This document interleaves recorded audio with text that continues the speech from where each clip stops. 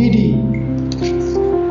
প্রিয় শিক্ষার্থী, আসসালামু আলাইকুম। আমি হাসান তারেক তোমাদের জন্য আরো একটি ভিডিও সেশন নিয়ে এসেছি, আর সেটা হচ্ছে সাধারণ গণিতে 144 পৃষ্ঠায় অনুশীলনী 7.1 এর এই এক্সট্রা জ্যামিতি যেগুলো আছে, অনুশীলনীতে যেগুলো দেওয়া আছে সেই সম্পাদ্যগুলো আমি 7 নাম্বার করে দিচ্ছি।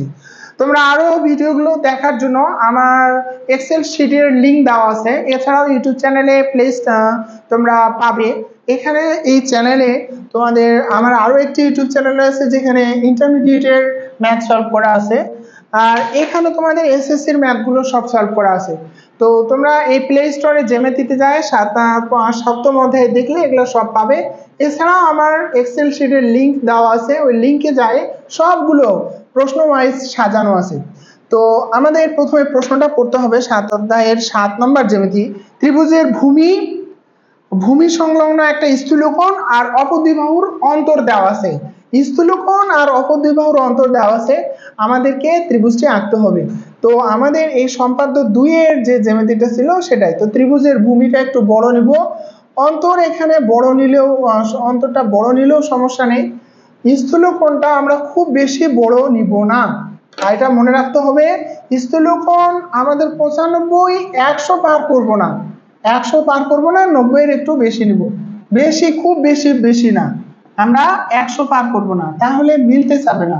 ভূমি এ আর অন্তর ডি দেওয়া আছে, অন্তর ডি দেওয়া আছে, আরে অন্তর ডি দেওয়া আছে, আমি ডি লেখাও ভুলে গেলাম। এখন যে কাজটা করব, আমাদেরকে চিত্রটা আঁকতে হবে। তো প্রথমে আমরা যে বিষয়টা লক্ষ্য করব তা হচ্ছে আমাদের যে কোনো রেখা বিই নিব, যে কোনো রেখা নিচ্ছি, যে কোনো রেখা একটু বড় করে নেই, এইটা রেখা না সরি রশ্মি, যে কোনো রশ্মি একটা প্রান্ত বিন্দু আছে বিই থেকে আমাদের যে ভূমি এ দেওয়া আছে এ এর সমান করে, ভূমি এ এর সমান করে আমাদের বিসি অংশ কাটতে হবে। ভূমি এ এর সমান করে আমাদের কি করতে হবে, বিসি অংশটা কাটতে হবে।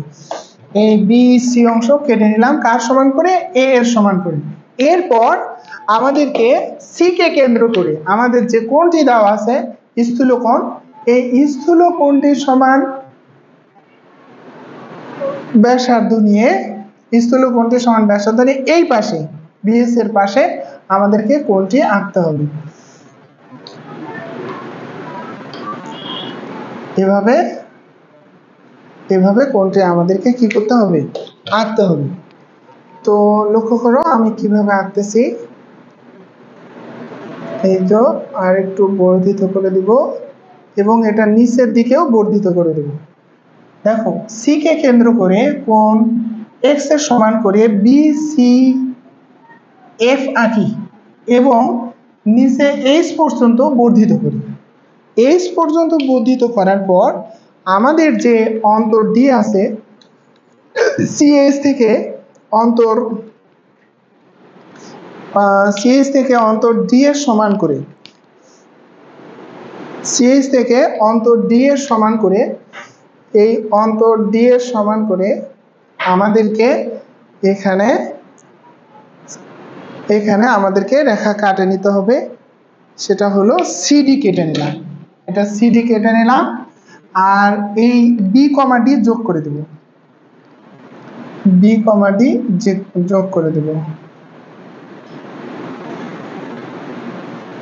বি কমা ডি যোগ করে দিলাম। এখানে যে কোণটা তৈরি হবে এই কোণটি সমান করে, এখানে যে কোণটি তৈরি হবে সেই কোণটি সমান করে আমরা এখানে যে কোণটি তৈরি হবে সেই কোণটি সমান করে এই বি বিন্দুকে কেন্দ্র করে, অর্থাৎ এই কোণটি সমান করে বি বিন্দুকে কেন্দ্র করে এই বিডি রেখার সাথে, এই বিডি রেখার সাথে, এই বিডি রেখার সাথে, কিন্তু এখান থেকে না, এখান থেকে তোমরা যে ভুলটা করো এখান থেকে নাও, আর তখন চিত্রটা মেলে না, এই রেখা থেকে নিতে হবে।